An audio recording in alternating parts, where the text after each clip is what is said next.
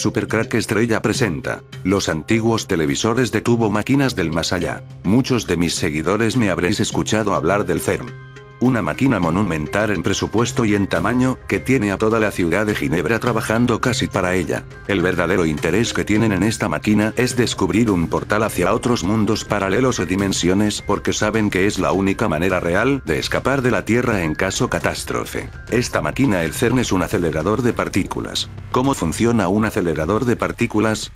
Aceleración. ¿Cómo se observan los choques? ¿Qué intensidad tiene el campo electromagnético?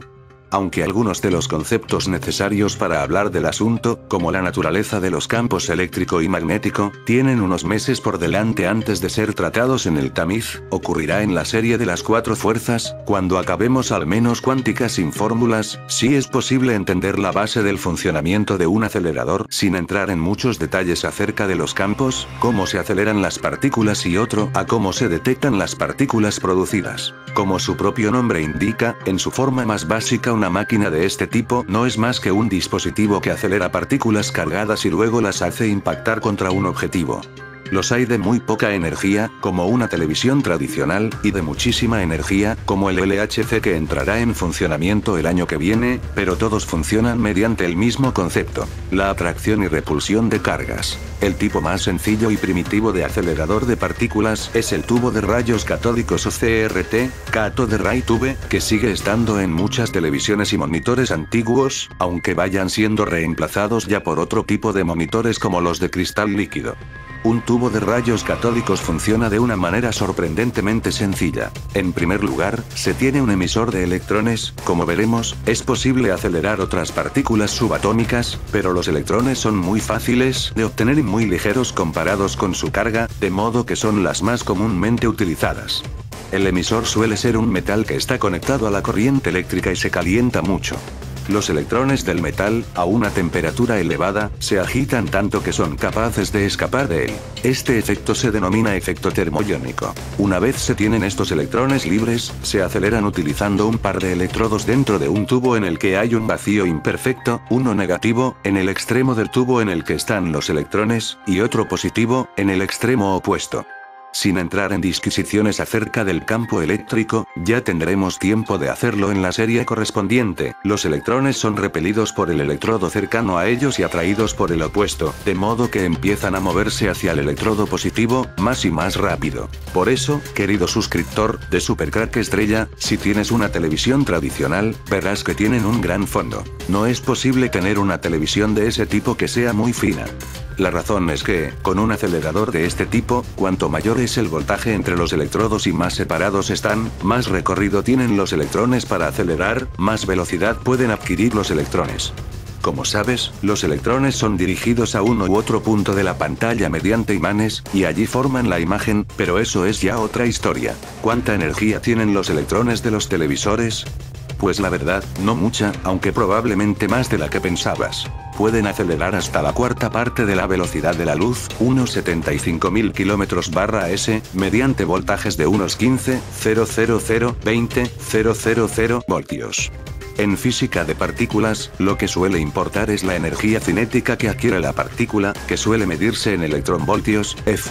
Un F es la energía que tiene un electrón cuando se acelera mediante un voltaje de 1 voltio, de manera que los electrones de tu televisor, si aún es CRT, tienen una energía de unos 15.000-20.000 F, es decir, 15-20 kF, kiloelectronvoltios, o miles de electronvoltios. ¿Parece mucho? 1000 voltios. En física de partículas, lo que suele importar es la energía cinética que adquiere la partícula, que suele medirse en electronvoltios, F. Un F es la energía que tiene un electrón cuando se acelera mediante un voltaje de 1 voltio, de manera que los electrones de tu televisor, si aún es CRT, tienen una energía de unos 15.000-20.000 F, es decir, 15-20 kF, kiloelectronvoltios, o miles de electronvoltios. ¿Parece mucho? ¿Sabías que posiblemente tengas un acelerador de partículas en tu casa ahora mismo? De hecho, probablemente estés leyendo este artículo con uno. Por supuesto, eso depende del tipo de monitor que tengas y la televisión que tengas en tu hogar. Un monitor o televisor CRT, o tubo de rayos catódicos, es realmente un acelerador de partículas. Lo que hace es coger partículas, electrones, del cátodo, los acelera a una gran velocidad y cambia su dirección. Usan electroimanes en un vacío, estrellándolos en moléculas de fósforo en la pantalla. La colisión resulta en un punto de luz en la televisión o monitor, conocido como píxel. Un acelerador de partículas trabaja de la misma manera, excepto que son mucho más grandes, las partículas se mueven mucho más deprisa, y la colisión desemboca en partículas subatómicas y varios tipos de radiación nuclear. Las partículas son aceleradas por ondas electromagnéticas dentro del dispositivo, de una manera similar a como un surfista es movido por las olas. Y después de la teoría vamos a la práctica. ¿Por qué ocurren tantos fenómenos paranormales en muchos televisores? Pues precisamente por toda esta teoría. Un televisor es un mini CERN. Abre puertas a otras dimensiones, y la élite lo sabe desde el primer día que se inventó la tele. Ya lo podemos ver en el cine. ¿Recordáis la película Poltergeist? Por donde entran los espíritus y también la niña. Por la tele, pero sin duda es la película de Ring la que está llena de mensajes ocultos asombrosos. Esta película tiene primero los mensajes esotéricos de lo que es el antimundo, la materia y la antimateria. En la película podemos ver cómo el mundo de la antimateria entra desde la tele por medio de la niña demonio entidad, y posee al mundo de materia, la persona que muere en 7 días. La persona primero es infectado por la antimateria, esta persona que muere luego a los 7 días. Pero ¿por qué la persona infectada cuando se hace una foto o sale en una grabación sale distorsionado? Porque al estar infectado de la antimateria nuestro mundo de materia ya no es capaz de reconocerlo. El mundo de materia está mezclado con la antimateria, y finalmente la niña demonio atraída como un imán hacia la materia termina matando a la persona infectada de antimateria. Sé que es un lío, pero quien creó la historia tiene mucho conocimiento de ocultismo.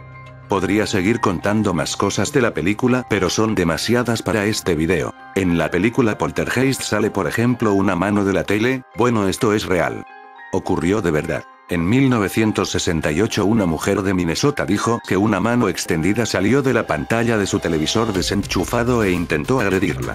La mujer sorprendida logró tomar una fotografía de la supuesta mano espectral, justo antes de que se desvaneciera. De acuerdo con la mujer y su marido, la misma mano había aparecido en otra ocasión, aproximadamente un año antes. La foto en sí es espeluznante, aunque también poco concluyente. Después de su publicación en los periódicos locales, surgieron todo tipo de teorías que van desde el engaño, a un mal funcionamiento del televisor, o a un ejemplo real de un espíritu tratando de comunicarse a través de un dispositivo electrónico. De hecho, en los primeros días de la televisión, algunas personas estaban convencidas de que las ondas electromagnéticas y los tubos de rayos catódicos eran portales a otra dimensión, aunque también había quien creía que la nueva tecnología era la manera perfecta para los gobiernos y organizaciones siniestras de controlar a la población, aunque esto es otra historia. La gente simplemente no entendía cómo funcionaban los televisores, y esto hizo a las cajas mágicas realmente enigmáticas, en ocasiones aterradoras, con innumerables historias difíciles de explicar incluso en la actualidad. Historias sobrenaturales de televisores embrujados. Una de las historias más aterradoras sobre televisores embrujados tuvo como protagonista a una familia estadounidense de Long Island, Nueva York en 1953. La familia Travers afirmó en su momento que en su televisor habitaba el fantasma de una mujer que cambiaba los canales e incluso cómo se arrastraba hacia afuera de la pequeña caja. También decían que podían escuchar con toda claridad la voz de la mujer fantasmal en el televisor, incluso cuando la apagaban o la desenchufaban. La historia de la familia Travers se hizo tan popular que el periódico estadounidense The New York Times decidió publicarla en una de sus ediciones, pero cuando los periodistas visitaron la casa en busca de pruebas de la mujer fantasmal no encontraron nada. El televisor funcionaba correctamente. Pero esta no es la única historia inquietante sobre televisores embrujados. En 1968 una mujer de Minnesota dijo que una mano extendida salió de la pantalla de su televisor desenchufado e intentó agredirla. La mujer sorprendida logró tomar una fotografía de la supuesta mano espectral, justo antes de que se desvaneciera. ¿Las psicoimágenes qué son? En el siglo pasado se desarrolló un método mediante el cual se podían capturar imágenes de personas que supuestamente estaban fallecidas. Se trata de un fenómeno conocido como psicoimagen o transimagen. Como ocurre con la psicofonía o parafonía, se requiere de aparatos electrónicos para poder captar este fenómeno. A continuación explicaremos cómo obtener psicoimágenes paso a paso y el material necesario para llevar a cabo la investigación. En 1985 un hombre llamado Klaus Schreiber comenzó a desarrollar en Francia un nuevo proyecto llevado a cabo con medios rudimentarios tales como una cámara de vídeo doméstica y un televisor en blanco y negro. El objetivo era invocar a su hija ya fallecida Karin, solicitándole que le dejase una prueba de que vivía en otro plano o en otro mundo. Comenzó a obtener una serie de imágenes y posteriormente comprobaría que eran familiares suyos fallecidos. El método era simple. Schreiber conectó varios televisores en blanco y negro a cámaras de video previamente desconectado la antena de estos. Cuando venía una especie de espiral producida por la retroalimentación del sistema, comenzaban a formarse rostros que incluso proporcionaban audio. Volviendo a la película de Ring. Lo primero que hay que destacar de la película es su filmación y fotografía, que impregnan la pantalla de una llamativa pátina de colores azules y verdes que la individualizan claramente frente a otros films. Es lo que, por aquí, en Cine y Cine, denominamos uso del color para ambientar. El color azul no es casual, ya que el mundo negativo de nuestro mundo, el antimundo, es azul. Allí es donde están los jinn, que son también de color azul. ¿Cómo es la niña cuando sale de la tele azul? La palabra jinn en árabe se refiere a algo que es oculto y escondido. Se dice en lisan al-arab. Hanana significa cubrir u ocultar. Todo aquello que es ocultado de ti es Juna Anka, ocultado de ti. Hanau al-Lail significa la noche le cubrió. El jinn es llamado así porque ellos están ocultos y cubiertos de la vista.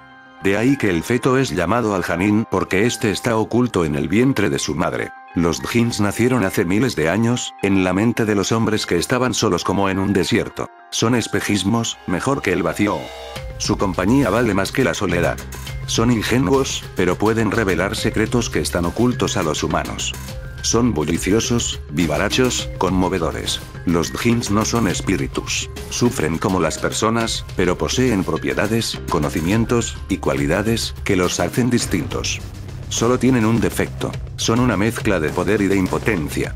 Pueden matar, pueden beneficiar extraordinariamente, y pueden otorgar dones. Pueden hacer mucho daño, pero también pueden darte cosas maravillosas. Hay djinns del bosque, djinns caseros, cada árbol, cada lugar, puede tener su djinn. O su genia. Los djinns femeninos se llaman genias. Hay genias muy buenas, las genias inspiraron a los escritores para crear las hadas modernas. Las hadas derivan en parte de las genias. Una genia solo puede pertenecer a una persona, y cuando es así es para toda su vida. Solo hay un modo de liberarme de esta promesa. Hay genias malvadas, que se llaman gulas, son mujeres con caras feísimas, con alas de plumas ásperas, y patas de buitre. Con su pico hacen sufrir a los hombres. Son otra tribu de djinns. Las gulas son malas, son horribles, son las arpías de la Odisea. El amor de un djinn es la obra maestra de los corazones. Si no piensas como los niños jamás vencerás a un djinn. Los djinn pueden adoptar forma de animal o humano. Según el Islam, Dios creó al hombre de las cenizas y a los djinn del fuego. Todas las religiones hunden sus raíces en revelaciones recibidas de entidades no humanas, pero el Islam además ha ahondado en el conocimiento de las mismas, denominándolos jinn el jinn, palabra que procede, según Rosso de Luna, de la misma raíz de la que proviene la palabra genio, que encontramos en todas las lenguas aria. Con el significado de espíritu de la naturaleza. La mitología musulmana piensa que la tierra ya estaba poblada antes de Adán, el primer hombre en el mundo, por los genios o jinas. Hay dos clases: genios bondadosos, peris, genios maléficos, devas, jinn y jinas. Para la mitología árabe, los djinns son demonios o espíritus malignos que pueblan los desiertos árabes, y su existencia, así como su creencia, es muy anterior al Islam, siendo respetada esta tradición por Mahoma. Los semitas ya consideraron a los jinnas como fantasmas pertenecientes a pueblos derrotados y desaparecidos. Según Borges, siguiendo en su exposición a la tradición islámica, Alá hizo a los ángeles con luz, a los jinnas con fuego y a los hombres con polvo. Al principio, se muestran como nubes o como altos pilares confusos. Luego, según su voluntad, asumen la figura de un hombre, de un chacal o de una culebra. Iblis o Eblis sería su padre y su jefe, considerado además el jinna rebelde que se sublevó contra la orden de Alá de postrarse ante Adán. En fin, eso es todo, un saludo, hasta la próxima.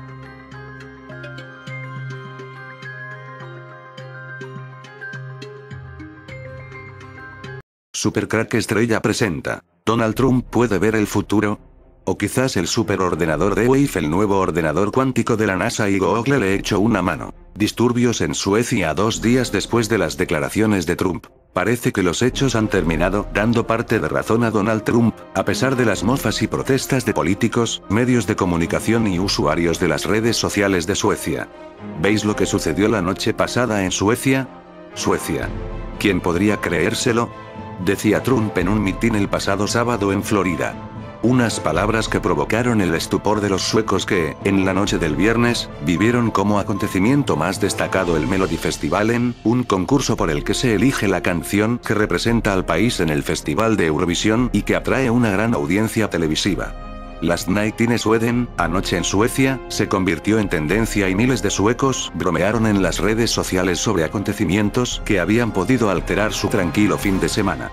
Algunos se cuestionaban si Trump no habría confundido una aurora boreal con un ataque de armas químicas, y hasta el ex primer ministro sueco Carl Bildt se preguntaba en Twitter qué fuma el presidente de Estados Unidos. Pero, tras las bromas, el primer ministro del país, Stefan Löfven, pedía en una conferencia de prensa que se comprobaran las informaciones antes de difundirlas y la portavoz del gobierno, Katarina Axelsson, declaraba a la agencia TT que Estocolmo iba a reclamar explicaciones a la administración americana.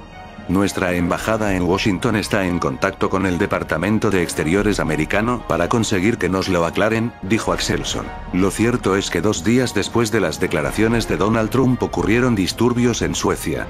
Eso fue el día 22 de febrero, pero el 17 de febrero ¿qué ocurrió?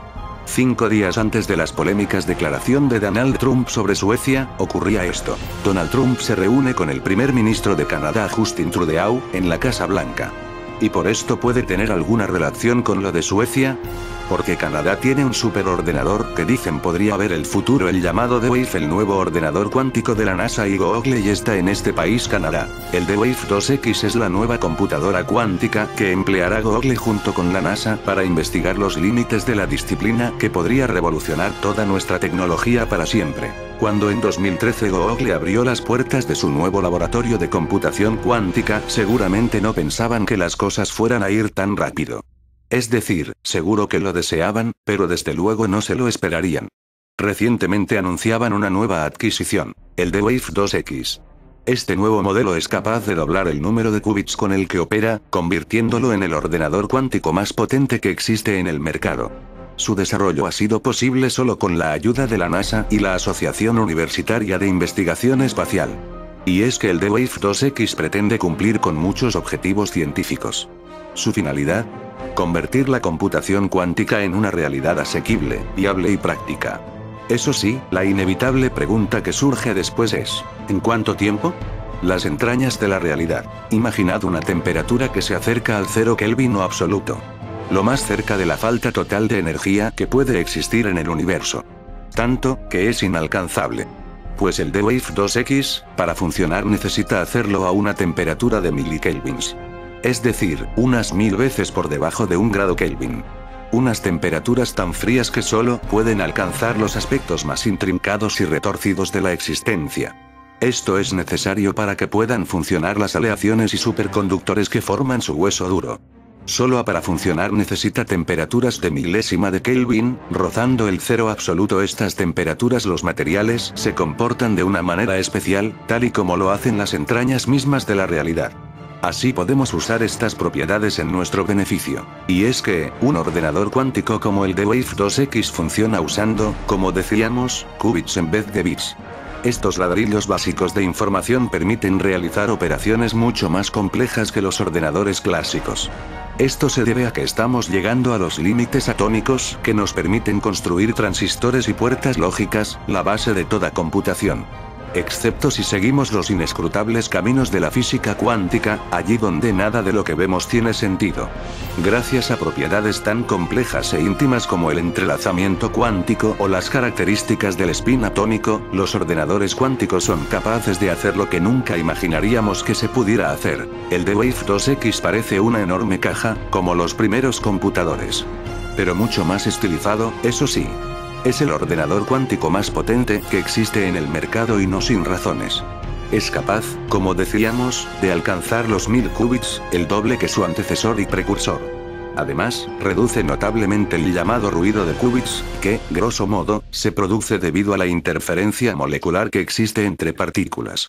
Para poder funcionar, usa un procesador de superconductores, que permite el paso electrónico sin interferencias y permite que el material funcione de una manera imposible a temperatura normal. Para ello, como decíamos, ha de alcanzar los 15 milikelvin, o 0,0015 K. El D-Wave 2X es capaz de procesar información 600 veces más rápido que los ordenadores convencionales y eso solo con 1000 qubits. Pero la cuestión no es tan sencilla. De hecho, la finalidad del D-Wave 2X es en realidad la investigación de la propia naturaleza cuántica de estos computadores para poder mejorar su utilidad y su producción. Sin embargo, podemos decir que en esencia una computadora cuántica aparenta poder resolver problemas en paralelo, explorando todas las posibles respuestas a un problema de forma simultánea. Como ejemplo, si tuviésemos una guía telefónica totalmente desordenada, conteniendo combinaciones de nombres y números telefónicos, y nos asignan la tarea de encontrar el nombre de alguien basado en el número de teléfono, una computadora clásica no tendría más remedio que leer uno por uno los números telefónicos hasta dar con el nombre, pero una computadora cuántica sencillamente sacaría el nombre instantáneamente, como si ésta hubiese lanzado millones de cálculos simultáneos en universos paralelos, y devuelto a nuestro universo el resultado final. Se dice que al acercarse a esta máquina se siente un latido muy similar al de un corazón, lo que podría ser un paso para la creación de inteligencia artificial, si es que ya la han creado y aún no lo han revelado. Sin embargo, esta computadora luce muy grande, lo que hace pensar que es menos avanzada, pero podría ser utilizada por miles de personas, cada una ocupando un ancho de banda determinado. Otro punto interesante que vi sobre este tema por la web es que con esta computadora seríamos capaces de conocer los universos paralelos, ya que D-Wave puede proyectar y prever diferentes caminos dependiendo de nuestras acciones. Aún está en mejoras, pero para adquirirlo habría que comprar uno para una gran comunidad. Si bien no he podido ver cómo es el sistema por dentro, me parece que funciona con vórtices por medio de bobinas y energía de punto cero, algo muy similar al CERN. D-Wave tiene su sede en Burnaby, Canadá. Pudo el primer ministro de Canadá, Justin Trudeau, contar un pequeño secreto a Donald Trump sobre Suecia. Gracias a la supermáquina D-Wave. Y un patoso Donald Trump, contar este secreto 2 días antes de que ocurriera. Un saludo amigos de Supercrack Estrella.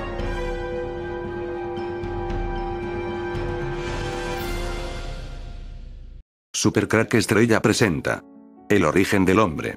Los verdaderos dioses del Edén. Podéis tomar este vídeo como un cuento de fantasía. Para mí no lo es. Creo que esa teoría se acerca bastante a la historia de nuestra creación. En Génesis 1, 26, 2, 7 y 5, 2, queda al descubierto una contradicción que echa por los suelos el relato de Adán y Eva. Hay quienes aseguran que es copia de otros relatos ancestrales. Pues lo cierto es que la contradicción deja al descubierto que han estado engañándonos y hemos sido permisivos con el engaño. Así que hay que tomar acciones para corregir esa permisividad. Yo creo lo siguiente: hubo una raza superior mucho antes que la nuestra o solo buscaban dónde asentarse. Jugaron con los genes de los monos terrestres, construyeron ciudades y una central nuclear. Los visitantes expulsaron a los primeros humanos inteligentes por ingerir alimentos exclusivos de sus creadores, en este caso, el fruto de un árbol modificado genéticamente para prolongar la vida, esperando su inevitable extinción en el exterior. La central nuclear sufre un accidente y los dioses mueren o se enferman, abandonan este mundo para buscar otro habitable. Algunos pocos que no lograron escapar, se quedaron en nuestro planeta para morir o sobrevivir lo mejor posible y ser los profetas de sus creaciones. Véanlo como quieran, una fantasía, un mito o una especulación, pero lo que sí es verdad o muy probable que lo sea es que si nuestra raza llega a otro planeta similar al nuestro, terminará haciendo lo mismo y jugará a ser Dios con las especies nativas, creando, experimentando o haciendo inteligentes a las mismas, con o sin desearlo ellas. El relato bíblico de Adán y Eva en el jardín del Edén está basada en hechos reales que sucedieron hace cerca de 200.000 años. Una comparación de los textos antiguos con los últimos avances en la ciencia genética revela detalles sorprendentemente coherentes, el cual nos permiten finalmente resolver el misterio de los orígenes de la humanidad. La sorprendente conclusión es que el hombre era un híbrido genético, creado y manipulado no por un dios, sino por dioses de carne y hueso, que caminaban y conversaban. Una creencia religiosa en un dios ha dominado el pensamiento de la sociedad occidental durante más de 1000 años, conduciendo a considerables dificultades con el concepto de dioses de carne y hueso. Sin embargo, tal idea no presentó ningún problema a la primera civilización conocida en el mundo, los sumerios, que vivieron junto a estos gobernantes divinos y eran representados como seres de apariencia humana. Los escribas sumerios y sus sucesores acadios inscribieron tablillas de arcilla con una gran cantidad de información acerca de los dioses. Uno de esos textos, comúnmente conocido por el nombre de su héroe, Atrahasis, describe los antecedentes de la creación del hombre, cuando los propios dioses estaban involucrados en la minuciosa extracción de los minerales de la tierra. Cuando los dioses, como hombres, llevaban el trabajo y sufrían la fatiga de los dioses era grande, el trabajo era pesado, el sufrimiento era mucho. Las condiciones eran tan duras que, después de 40 períodos de dificultades, los dioses se rebelaron contra su líder Enlil. Un consejo de los dioses fue entonces realizado, en la que el dios Ea, alias Enki, proporcionó la solución. Mientras la diosa del nacimiento esté presente, que cree un trabajador primitivo, que lleve él el yugo, que cargue él con el duro trabajo de los dioses. Los subsiguientes pasajes del Atrahasis describen lo que parece ser un proceso de clonación, en la que la diosa Ninti, señora de la vida, hizo 14 piezas de arcilla y fecundó a 14 diosas del nacimiento. Los primeros esclavos componen 7 hombres y 7 mujeres, conocidas como Lu, un término que indica una mezcla genética entre el homínido primitivo Homo erectus y los propios dioses. El evento puede fecharse a hace unos 200.000 años, cuando los Homo sapiens de grandes cerebros aparecieron de repente en este planeta. El bíblico Jardín del Edén no es un lugar mitológico, sino un lugar real. Con el fin de entender lo que pasó allí, es necesario tener en cuenta que la palabra Edén se deriva del término sumerio Edin. Mientras que la primera sílaba significa hogar, la segunda sílaba era una abreviatura de Din.gir, traducido comúnmente como los dioses. Edén o Edin era, por tanto, la morada de los dioses. Los textos antiguos describen más de una morada de los dioses, con la tierra siendo dividida geográficamente entre dos grupos rivales, encabezados por los hermanos Enlil y Enki, respectivamente. Mientras que los enkiites habitaban el continente africano, los enlilitas ocuparon Asia y particularmente las tierras fértiles de Mesopotamia. Estamos por tanto tratando con un Edén occidental y un Edén oriental. Fue en el Edén occidental, también conocido como el actuo mundo inferior, que Enki y Ninti crearon al esclavo Lu, un detalle que se ve confirmado por los hallazgos de los fósiles más antiguos de Homo sapiens en África. Fue en estas tierras ricas en minerales que el hombre se puso a trabajar en el peligroso proceso de extracción de minerales de las profundidades. Un texto conocido como el mito de la piqueta explica lo que pasó después. En el Edén oriental, el hermano y rival de Enki, Enlil, fue asediado por sus subordinados, que se quejaron de que los esclavos estaban siendo monopolizados injustamente en el mundo inferior. Enlil, que se describe en el siguiente texto como el Señor, reaccionado en consecuencia. El Señor hizo sacar el Al.A.Ni, hacha que genera poder, le dio sus órdenes. Él rasgó la tierra como corona en la cabeza, y lo metió en el lugar donde la carne brotaba. En el agujero estaba la cabeza de un hombre. Desde el suelo, la gente se abría paso hacia Enlil. Él miró a las cabezas negras de manera firme. Al.A.Ni, hacha que genera poder, era un arma forjada por Enlil. Esta arma tenía un diente que, como un buey de un solo cuerno, podía atacar y destruir grandes murallas. Según las descripciones, debió ser una especie de taladradora gigante, montada sobre una especie de bulldozer, que aplastaba todo lo que se le ponía por delante. Esta incursión sobre los esclavos de cabeza negra también se menciona brevemente en el Antiguo Testamento, Génesis 2, 7, 8, donde el hombre curiosamente ya se había formado cuando fue puesto en el jardín del Edén por Dios. El relato en el libro del Génesis de Adán y Eva es hoy en día considerado como un mito simbólico, pero varios indicios sugieren que eso se inspira sobre una anterior narración de un evento real. La primera pista es que Dios mismo se describe como uno de los dioses que caminaban y conversaban. La segunda pista es la presencia de la serpiente, un símbolo bien conocido para los antiguos dioses egipcios, y en particular para el propio Enki, el científico genético que había creado al hombre. No es casualidad que el símbolo moderno de la medicina es una serpiente entrelazada alrededor de un bastón, es decir, el caduceo. La tercera pista se encuentra en el desenlace de la intervención de la serpiente. Adán y Eva se avergüenzan de estar desnudos, junto con las referencias bíblicas de la adquisición del conocimiento, sugieren claramente que fueron la primera pareja humana que llegó a ser sexualmente consciente. El Antiguo Testamento sugiere que este cambio fue causado por el consumo de un fruto. Se trata de un importante detalle, ya que, de acuerdo con el escenario descrito hasta el momento, el hombre fue creado por los dioses como una criatura híbrida, y los híbridos casi siempre nacen estériles. El relato del conocimiento sexual siendo otorgado en el jardín del Edén, por tanto, lleva un anillo distinto de la verdad. ¿Cómo exactamente hizo un fruto para conferir el conocimiento sexual sobre Adán y Eva? Como se mencionó anteriormente, el dios serpiente fue Enki, el científico genético de los dioses, y la fruta con el que tentó a Eva por lo tanto parece simbolizar una intervención genética deliberada por él. Sin embargo, con el fin de confirmar nuestras sospechas, primero tenemos que abordar las cuestiones del motivo y la oportunidad, y debemos producir una sólida hipótesis científica sobre cómo un cambio genético podría haber sido introducido. El fondo proporcionado hasta el momento ofrece todo excepto una de las pistas que necesitamos para reconstruir el evento. La pieza que falta que resuelve el rompecabezas es el misterioso árbol de la vida en el jardín del Edén. Según el libro del Génesis, Adán y Eva eran libres de comer desde un árbol de la vida hasta el momento en que se hicieron sexualmente conscientes. Solo entonces el Señor Dios dice, el ser humano ha llegado a ser como uno de nosotros, sabiendo el bien y el mal. No vaya a ser que extienda su mano y tome también del árbol de la vida y coma, y viva para siempre. ¿Por qué el repentino cambio de actitud? ¿Por qué fue que este dios, identificado anteriormente como Enlil, originalmente quería que el hombre comiera del fruto y viviera para siempre, pero luego decidió retirarla de Adán y Eva? ¿Por qué de repente llegó a ser necesario para él expulsarlos y salvaguardar el árbol de la vida con una espada de fuego? La respuesta es sorprendentemente simple.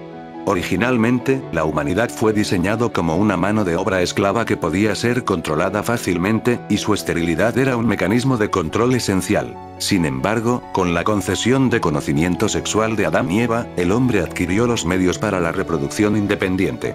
La longevidad que ofrecía el árbol de la vida en consecuencia cambió de un activo a un pasivo, creando un grave riesgo de una explosión demográfica fuera de control. ¿Es realmente posible que el consumo de un fruto podría haber retardado el proceso de envejecimiento de Adán y Eva?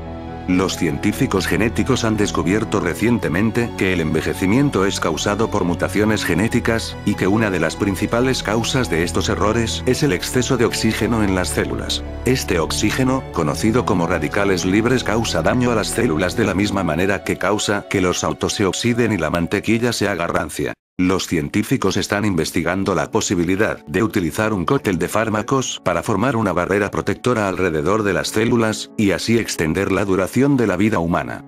Tal droga podría estar detrás del simbolismo de la legendaria fruta del árbol de la vida. Los medicamentos antienvejecimiento, sin embargo, eran solo un método utilizado por los antiguos dioses para maximizar sus ciclos de vida. Como se explica en el libro, Dioses del Nuevo Milenio, el principal factor detrás de la supuesta inmortalidad de los dioses era casi seguramente una herencia genética, como lo demuestra la obsesión de los dioses masculinos por casarse con sus medias hermanas.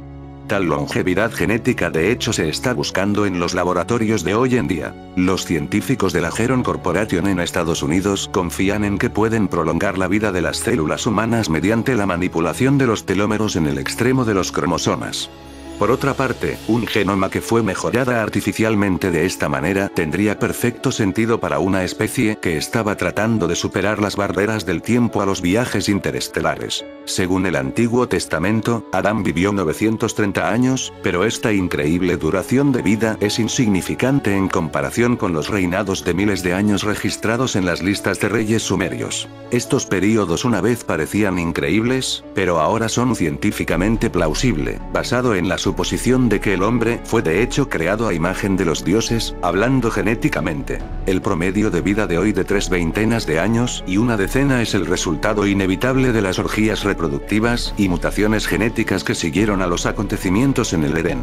Volvamos ahora a la cuestión crucial de cómo y por qué el dios Enki reprogramó genéticamente a la raza humana.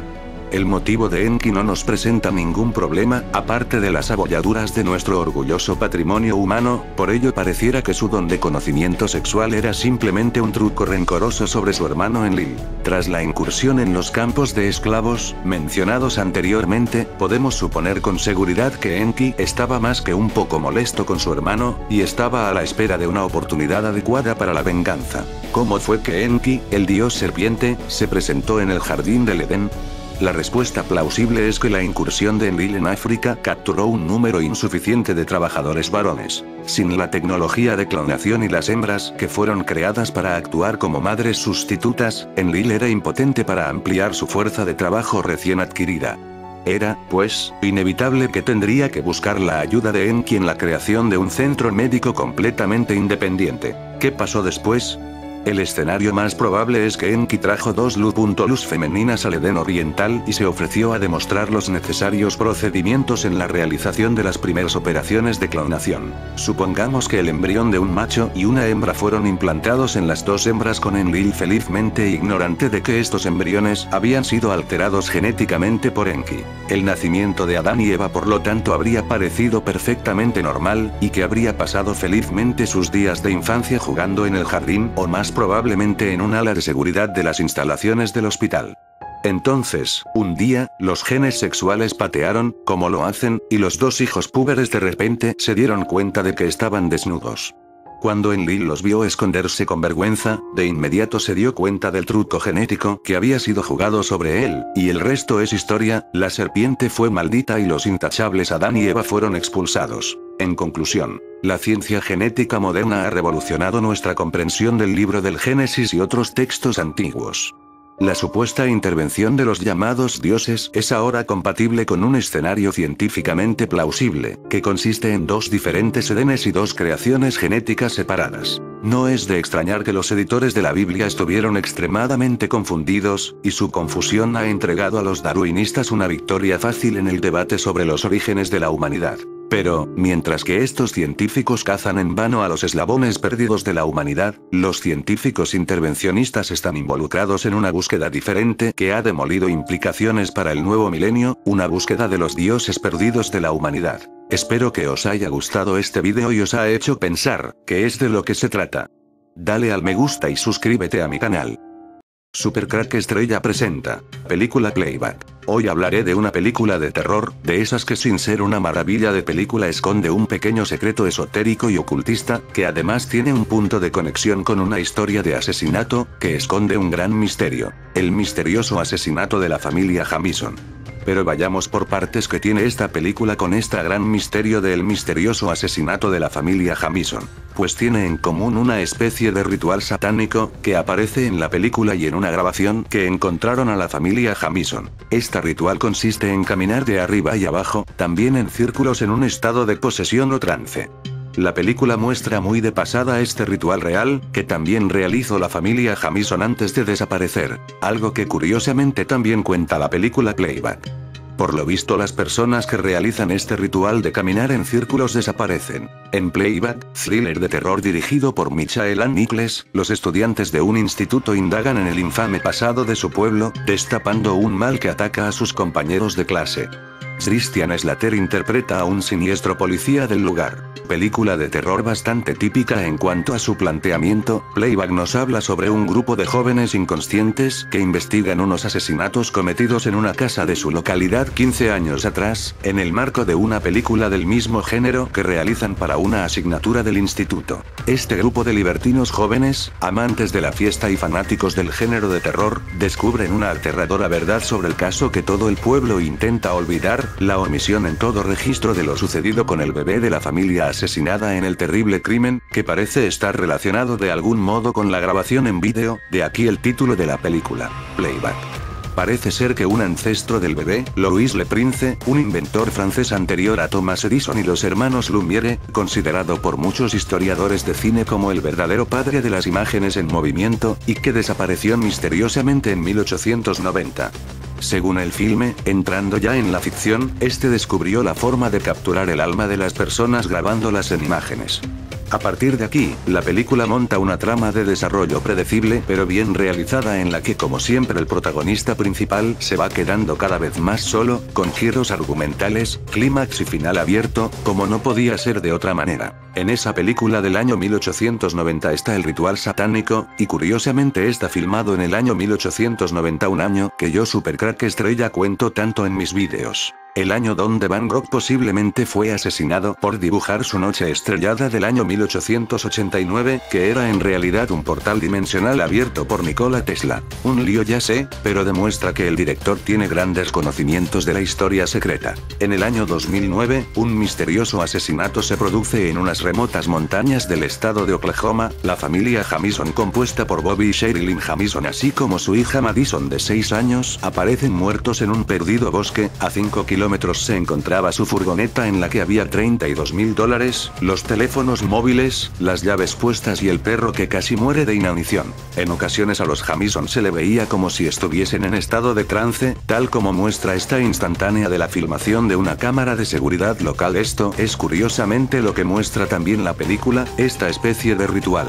En el año 2009, un misterioso asesinato se produce en unas remotas montañas del estado de Oklahoma. La familia Jamison, compuesta por Bobby y Sherilyn Jamison así como su hija Madison de 6 años, aparecen muertos en un perdido bosque. A 5 kilómetros se encontraba su furgoneta en la que había $32.000, los teléfonos móviles, las llaves puestas y el perro que casi muere de inanición. Los Jamison supuestamente habían ido por ahí a ver un terreno. Su camioneta cerrada fue encontrada abandonada con sus pertenencias aún en el interior, junto con su perro, que estaba casi muerto de hambre. A pesar de que hacía frío afuera, toda la familia salió sin ropa de abrigo y para mayor misterio, se encontró un sobre con $32.000 bajo el asiento. La familia al parecer había estado teniendo problemas financieros y también mostraban un comportamiento extraño durante las semanas previas a su desaparición, ya que tanto Bobby y Sherilyn afirmaban habían fantasmas en su casa. No había señales de ningún tipo de fraude en la escena del crimen, provocando especulaciones sobre si la familia Jamison podría haber desaparecido voluntariamente o ido a cometer un asesinato-suicidio en algún lugar.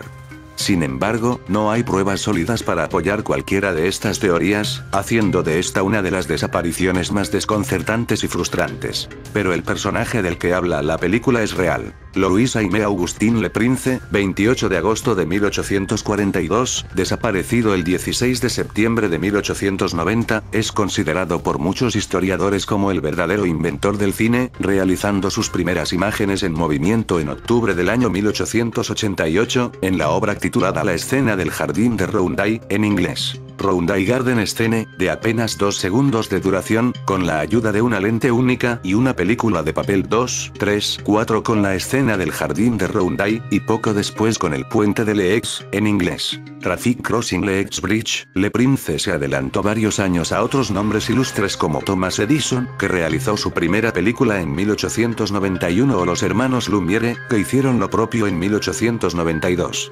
Por desgracia, Le Prince nunca fue capaz de realizar una representación pública en Estados Unidos, porque desapareció misteriosamente en un tren que unía Dijon y París el 16 de septiembre de 1890, sin que su cuerpo o su equipaje fueran encontrados.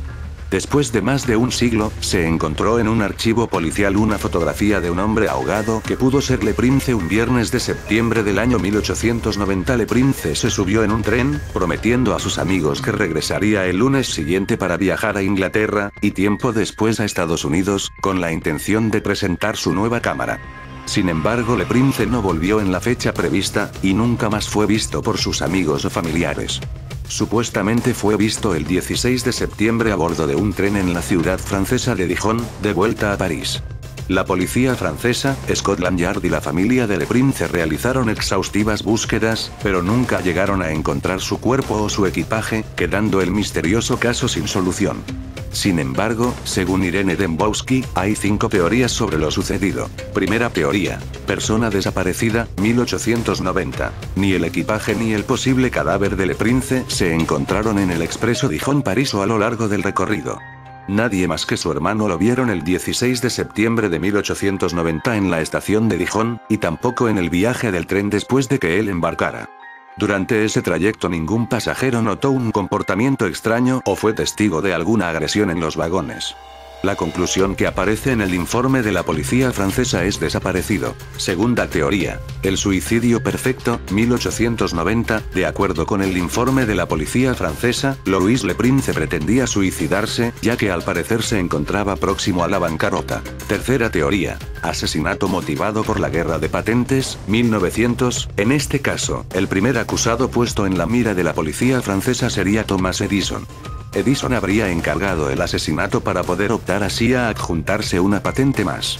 Esta teoría está basada en la frialdad con la que Edison eliminaba a sus competidores en la carrera de la cinematografía, cuando instauró el trust norteamericano. Cuarta teoría. Desaparición ordenada por la familia, 1966. Esta teoría apunta que su desaparición pudo ser organizada por su familia, ya que se sospecha que Le Prince era homosexual, y eso podía constituir una lacra para ellos. Quinta teoría. Fratricidio o asesinato por dinero, 1967. Esta teoría sostiene que fue su hermano el que acabó con la vida de Le Prince con el objetivo de ser el único beneficiario de la herencia de su madre. Murió el mismo año que Van Gogh en Francia, seguramente Le Prince y Van Gogh participaron en aquella noche de 1889 donde se abrió un portal dimensional que dibujó Van Gogh. Un saludo amigos de Supercrack Estrella.